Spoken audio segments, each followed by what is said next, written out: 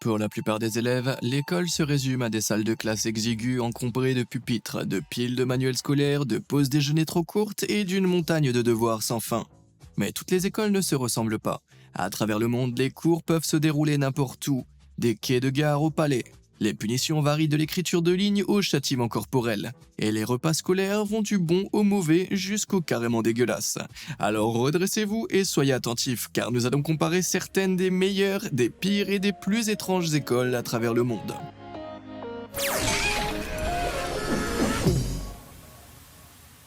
Campus. Si vous êtes comme moi, vous pensez probablement que toutes les écoles se ressemblent.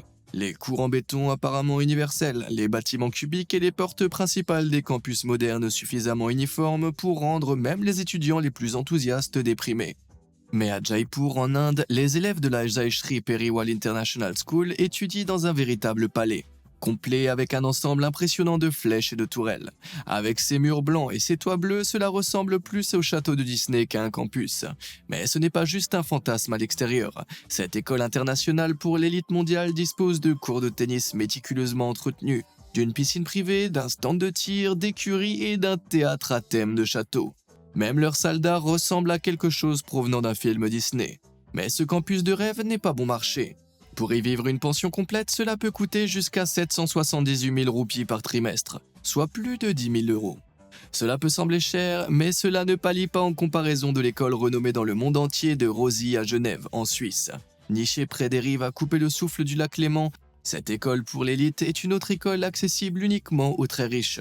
Le campus principal est niché dans un cadre de parc luxuriant, avec des bâtiments traditionnels bordant des allées qui mènent au joyau de la couronne du campus, la salle de concert Carnal. Ce dôme en acier de 900 places est entièrement fermé par des fenêtres géantes en verre et entièrement revêtu de finitions de bois coûteuses. Aussi parfaite que puisse paraître cette école, ce n'est pas le seul lieu de Rosy. En hiver, les élèves sont transférés dans un deuxième campus composé d'un charmant village de chalets dans la station de ski alpin de Gstad. Vous avez bien entendu. Non seulement ces enfants ont un deuxième campus, mais c'est aussi une station de ski de classe mondiale. Alors, combien vos parents devraient-ils débourser pour vous envoyer ici? Eh bien, les frais ici varient de 130 000 à 150 000 francs suisses. Au sommet, c'est un énorme 157 000 dollars pour une seule année. Ouais. Ainsi, après avoir examiné des campus construits avec des sommes astronomiques, à quoi ressemblent des écoles à l'autre extrémité du spectre? Pour cela, nous devons nous rendre au comté de Ziyun, en Chine, à l'école primaire rurale d'Angzhong. Il n'y a pas de porte, de fenêtre, ni même de mur dans cette école, car les cours ont lieu dans une grotte de la taille d'un hangar à avion dans la colline. Parce que l'accès à l'éducation dans cette région est rare, les habitants ont décidé de transformer la grotte naturelle en un lieu d'apprentissage gratuit pour les enfants de certains des résidents les plus pauvres de Chine. Elle a été établie dès 1984, et à son apogée, la grotte abritait 8 enseignants et 186 élèves. Mais malheureusement, elle a été fermée en 2011. Les autorités chinoises ont découvert l'existence de l'école et ont ordonné sa fermeture, affirmant qu'elle ternissait l'image du pays. Je ne sais pas pour vous, mais je pense que fermer une école essentielle les a fait paraître encore plus nuls. Alors que les enfants dans la grotte étaient au moins à l'abri de la pluie, au Bangladesh, la saison des moussons peut inonder jusqu'à 70% du pays. Cela signifie que les salles de classe traditionnelles en briques et en mortier se retrouvent souvent sous l'eau. Mais même cela n'empêche pas les élèves d'arriver en classe à l'heure. Même lorsque l'eau atteint la poitrine, certains des cours se poursuivent apparemment normalement. Pour lutter contre ce problème, l'organisation Shidulai Swanirvar Shangsta a ingénieusement conçu une série d'écoles flottantes. Ces brillantes écoles bateaux ne sont pas seulement des espaces secs pour les pupitres et les tableaux noirs. Grâce à des panneaux solaires sur leur toit, l'électricité pour les ordinateurs portables peut être fournie.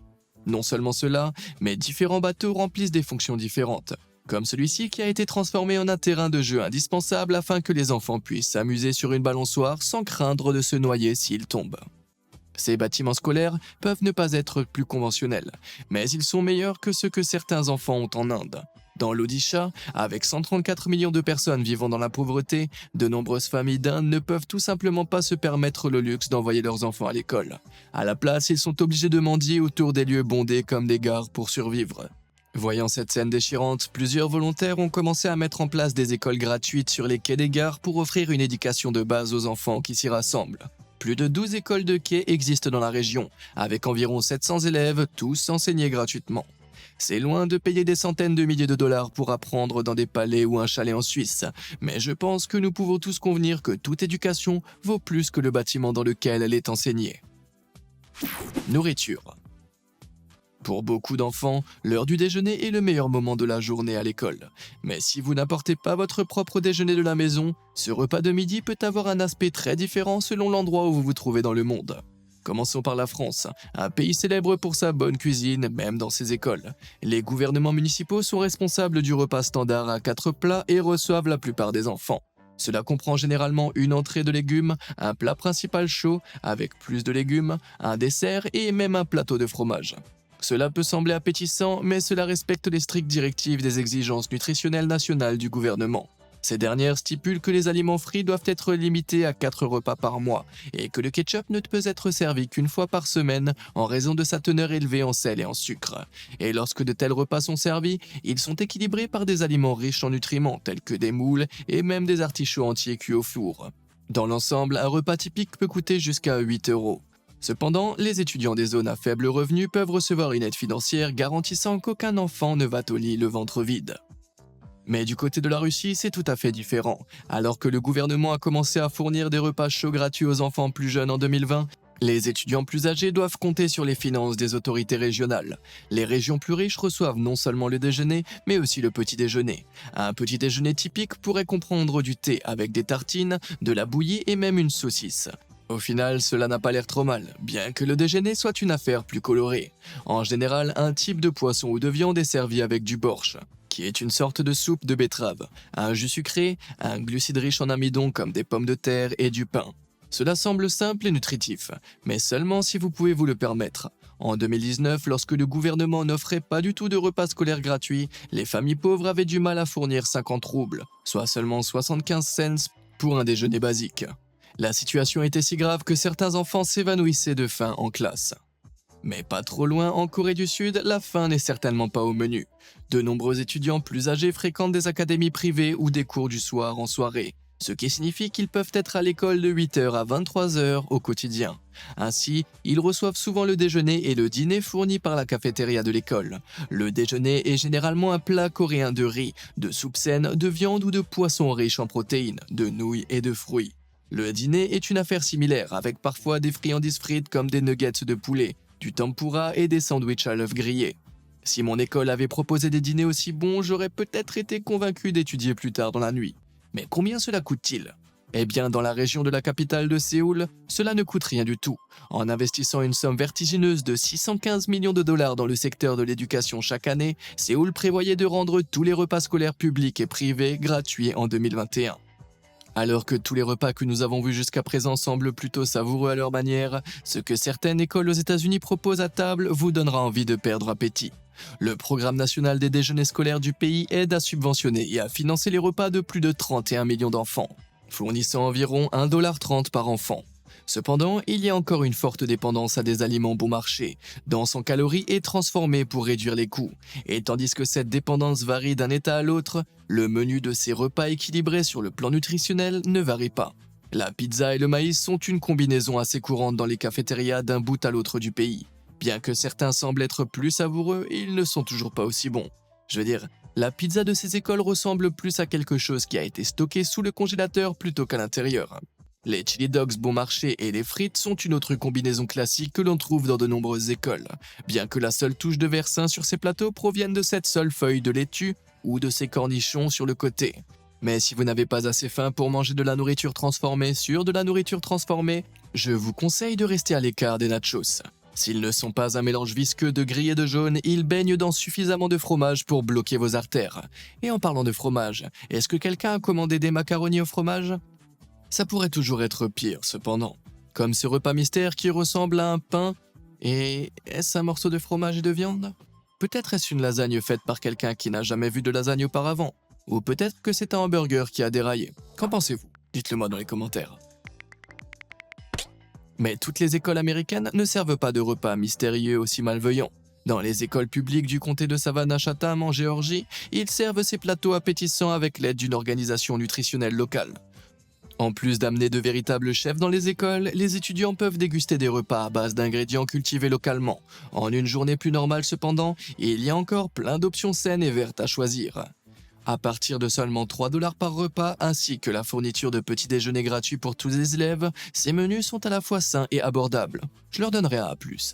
Cependant, en matière de repas scolaires déplorables, aucun ne peut rivaliser avec ce que la République démocratique du Congo propose à l'American School of Kinshasa.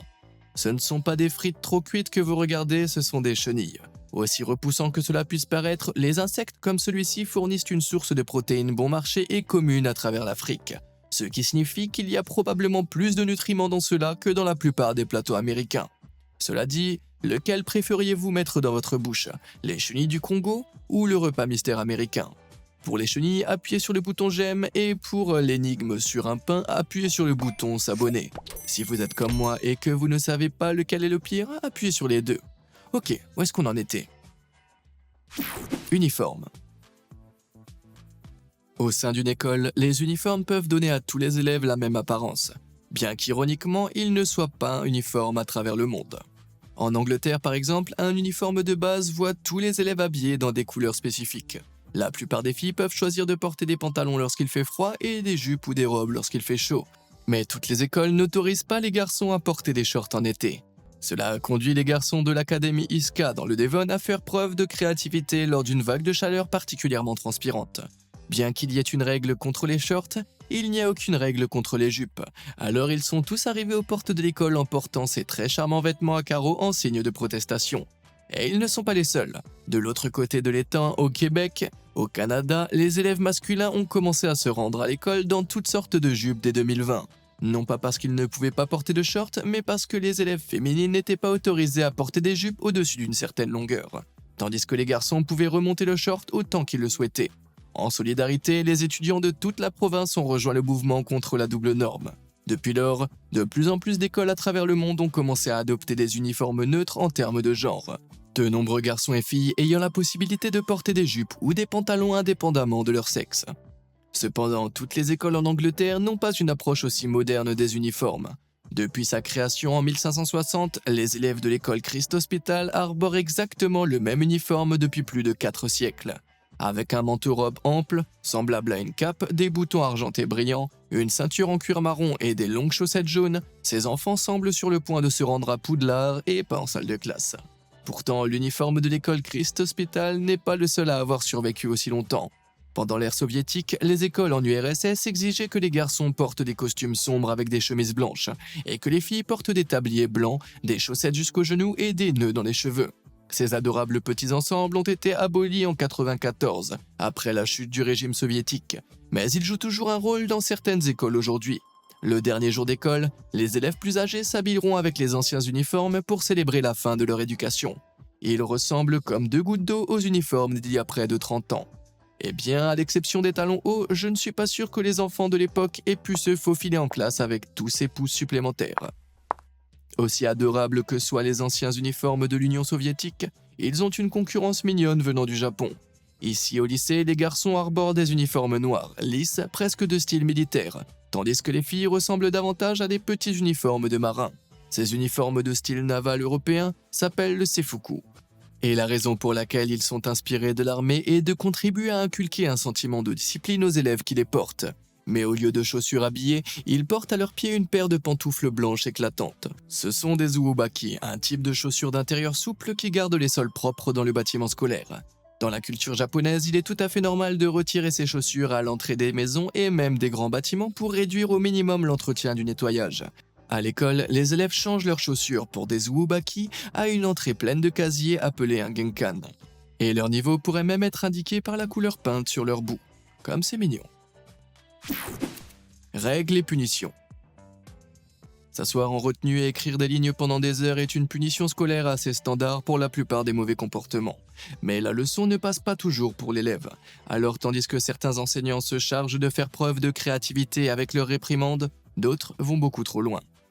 À Woodland High School, à Mesa, en Arizona, 2 élèves ont été surpris en train de se disputer en 2012. Ils auraient dû être suspendus sur le champ, mais le directeur leur a proposé une option moins grave mais plus embarrassante. et ils devaient se tenir la main pendant 15 minutes en public. Alors qu'ils se tenaient la main, les deux ont été impitoyablement moqués et photographiés par leurs camarades de classe. Pour aggraver les choses, les images ont ensuite été diffusées sur le web, transformant leur embarras en un spectacle en ligne. Alors que certains y ont vu une contre-mesure controversée, la leçon de ne pas se bagarrer à l'école a vraiment porté ses fruits. Mais de l'autre côté des États-Unis, à Détroit, les punitions ne sont pas toujours aussi drôles. En 2011, un élève de 13 ans surpris en train de courir dans les couloirs de la David Ellis Academy a eu le choix. Rester après l'école ou faire 60 pompes. D'accord, je peux faire environ 20 pompes au mieux, donc j'aurais juste pris l'option après l'école. Mais cet enfant était déterminé à conserver son temps libre, alors il a terminé l'exercice imposé. Mais peu après, il a commencé à souffrir d'une condition appelée la rhabdomyolyse.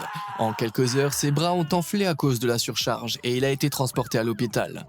Cette punition peut sembler extrême, mais choquant. 19 États américains autorisent la punition corporelle pour les écoles. Même les enfants d'âge préscolaire sont soumis à des punitions comme une bonne vieille fessée. Moi qui pensais que c'était juste dans les épisodes des Simpsons. Looking out the window, that's a paddling. De l'autre côté de la mer, en Corée du Sud, la punition corporelle dans les écoles est une pratique interdite. Bien que cela ne soit pas un souvenir lointain. Interdite depuis 2012, les élèves étaient autrefois punis en étant obligés de faire des pompes difficiles à l'envers, ou en restant dans des positions de stress les bras levés. Cela pouvait être pour quelque chose d'aussi mineur que d'oublier ses devoirs ou d'arriver en retard en classe, bien que certains enseignants aient eu du mal à laisser le passer derrière eux. En 2016, un enseignant a enfreint les nouvelles lois sur la protection de l'enfance en frappant un élève avec un bâton plus de 500 fois. Aussi mauvaises que ces punitions puissent paraître, elles ne sont rien comparées aux règles de certaines des 14 écoles dans la préfecture de Saga au Japon. Jusqu'en 2021, ces élèves des écoles publiques devaient respecter une politique vestimentaire très stricte, jusqu'à la couleur de leurs sous-vêtements qui devait être blanche. Et comment les enseignants vérifient-ils cela? En obligeant de manière inquiétante les élèves à montrer leurs sous-vêtements, voire à les enlever s'ils étaient de mauvaise couleur. Ouais, c'est une punition en soi, mais je pense que l'écriture de ligne n'est pas si mal au final. Les heures. Supposons qu'ils ne soient pas en retenue. Le temps que les enfants passent derrière leur bureau dépend également de l'endroit où ils se trouvent dans le monde. En Amérique par exemple, les journées typiques au lycée commencent à 8h du matin et après une pause déjeuner de 30 à 40 minutes se terminent entre 15h et 15h30, donc environ 7 heures au total, ce qui semble assez long quand on le décompose ainsi. Mais en Chine, 7 heures ne représentent que le début de la journée. La plupart des écoles commencent à 7h30 et se terminent en fin d'après-midi vers 17h. They ask you how you are, you just have to say that you're fine when you're not really fine. Cela comprend une pause déjeuner de 2 heures, mais la journée ne s'arrête pas là. De nombreuses écoles organisent des cours d'auto-étude en soirée, gardant les enfants à leur bureau jusqu'à 21h. Et pour couronner le tout, ils doivent également faire leurs devoirs avant d'aller au lit. Cette journée scolaire très longue est motivée par la forte compétitivité du pays pour entrer dans des bonnes universités. Donc les enfants apprennent à étudier correctement dès leur plus jeune âge, à tel point que dans certaines écoles primaires, les bureaux sont même équipés de barres comme celle-ci pour que les enfants ne s'approchent pas trop du papier et ne fatiguent pas leurs yeux. Cela ressemble un peu à la montagne russe la plus ennuyeuse du monde. En compétition avec la Chine pour la journée scolaire la plus longue au monde, on trouve leurs voisins de Corée du Sud. Avec des cours commençant à 8h et se terminant à 16h, de nombreux élèves nettoient ensuite leur salle de classe avant de fréquenter des écoles privées ou des séances de tutorat qui peuvent se prolonger jusqu'à minuit. Même avec une pause de déjeuner de 50 minutes et un bref repos pour le dîner, les élèves ajoutent encore 4 ou 5 heures supplémentaires à leur journée scolaire déjà longue de 8 heures. Je parie que tous les enfants français qui regardent sont soudainement reconnaissants pour leurs 7 heures de classe comparativement petites. Programme. Alors que les mathématiques, la science et la littérature sont enseignées partout dans le monde, toutes les écoles ne se vantent pas des mêmes vieux plans de cours ennuyeux. Au sein de l'ultra-élitiste pensionnat de Rosie, précédemment mentionné, les élèves ont jusqu'à 9 cours intensifs par jour, et pas seulement dans une seule langue, mais 2. L'école met fortement l'accent sur le fait d'être bilingue, avec des matières allant de la géographie et de l'histoire de l'art enseignées à la fois en anglais et en français. Bien que les cours d'art ne se limitent pas à des crayons et du papier, les élèves de Rosie ont l'occasion de travailler avec des textiles comme de la soie et de la porcelaine et peuvent créer des choses en utilisant des imprimantes 3D et des techniques de modélisation à l'échelle. Alors que les matières créatives à Rosie sont clairement une partie très bien financée du programme d'études, à l'Agora School aux Pays-Bas, elles constituent le cœur du programme d'études. Ou elles le seraient si l'école avait un programme d'études établi. Cette institution non conventionnelle ne suit pas la structure de cours et de matières typiques et encourage plutôt les enfants à explorer tous les sujets qui les intéressent. Et je veux vraiment dire n'importe lesquels. Des chevaux mongols au Patronus d'Harry Potter, les élèves développent des projets que les enseignants intègrent aux mécanismes clés de l'apprentissage. Par exemple, chaque enfant reçoit un pupitre qu'il peut personnaliser comme il le souhaite, construit à partir de sculptures sur bois complexes jusqu'à des voitures découpées. Mais ils doivent tout faire eux-mêmes, donc ils doivent apprendre les composants mathématiques clés pour que tout fonctionne. C'est créatif et constructif. Alors que les Pays-Bas explorent de nouvelles façons d'enseigner les anciennes matières, le Japon doit enseigner les bases à certains élèves.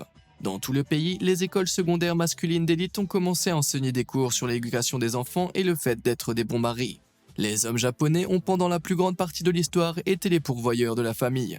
Mais avec les femmes devenant plus présentes sur le marché du travail, le stéréotype du parent au foyer du pays change. Ainsi, ces leçons sur les soins aux enfants, l'interaction et la communication apprennent aux garçons à être de bons pères.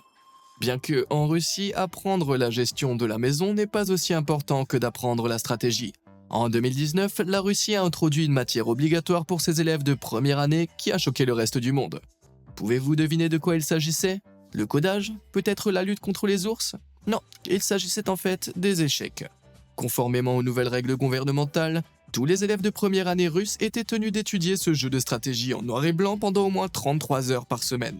Même si ce n'est pas l'idée de jeu de tout le monde, les enfants qui jouent aux échecs réussissent académiquement presque 40% mieux que ceux qui n'y jouent pas. Exercices d'urgence. Presque toutes les écoles pratiquent des exercices de sécurité incendie et d'évacuation de routine. Mais ce ne sont pas les seuls types d'urgences pour lesquels certaines écoles doivent se préparer. Au Japon, environ 160 séismes d'une magnitude de 5 ou plus secouent le pays chaque année. Peu atteignent une magnitude de 6 ou plus. Mais quand c'est le cas, ils secouent la nation avec des conséquences dévastatrices. Les grands bâtiments peuvent s'effondrer en quelques instants. C'est pourquoi les enfants à l'école sont régulièrement formés à ce qu'ils doivent faire si cela se produit. Dès leur plus jeune âge, les enfants apprennent à se mettre sous les bureaux tête la première pour se protéger de tout ce qu'il pourrait tomber, et à y rester jusqu'à ce que le séisme soit terminé. Ensuite, une fois le pire passé, ils enfilent de petits chapeaux de protection rembourrés appelés bonsaizukin qui protègent leur tête et leur cou des débris qui pourraient tomber, puis sortent à l'extérieur. Mais les débris qui tombent ne sont pas la seule préoccupation des écoles situées dans des zones hautement sismiques. En 2013, l'un des plus grands tsunamis de l'histoire a touché les Philippines. Mais à l'époque, presque personne ne savait ce qu'il se passait. Et sans exercice ni système d'alerte en place, environ 6300 personnes, dont des étudiants, ont perdu la vie. Désormais, cependant, les écoles côtières participent à des exercices de tsunami entièrement coordonnés pour simuler une véritable urgence nationale. Environ 20 000 étudiants et enseignants travaillent ensemble pour se prévenir et s'entraider. Les élèves apprennent même à utiliser des attelles pour aider à transporter en toute sécurité des camarades de classe blessés vers des points d'évacuation. Ça peut sembler sérieux, mais ça ne ressemble en rien aux exercices d'urgence choquants qui se déroulent sur le sol américain. Depuis l'an 2000, il y a eu plus de 200 fusillades dans des écoles aux États-Unis seulement. Pour essayer de réduire le nombre de victimes, les écoles pratiquent des exercices de tireurs actifs, afin que les enfants et les enseignants sachent quoi faire en cas de danger. En utilisant du faux sang et des munitions à blanc, un civil simule un tireur actif parcourant l'école à un rythme terrifiant. Pendant ce temps, les enfants et les enseignants sont formés à barricader les portes et à se cacher sous leurs bureaux, tout en attendant l'arrivée de la police. Cela peut sembler extrême, mais cette menace dévastatrice est si sérieuse que certaines entreprises locales ont créé des bureaux blindés pour que les étudiants puissent s'y cacher en cas d'incident. D'autres sont allés jusqu'à concevoir des sacs à dos par balles. C'est un indispensable pour la rentrée que j'espère ne jamais devoir utiliser. Et si vous avez une idée pour une autre vidéo comparative, dites-le moi dans les commentaires ci-dessous. Et comme d'habitude, merci de nous avoir suivis.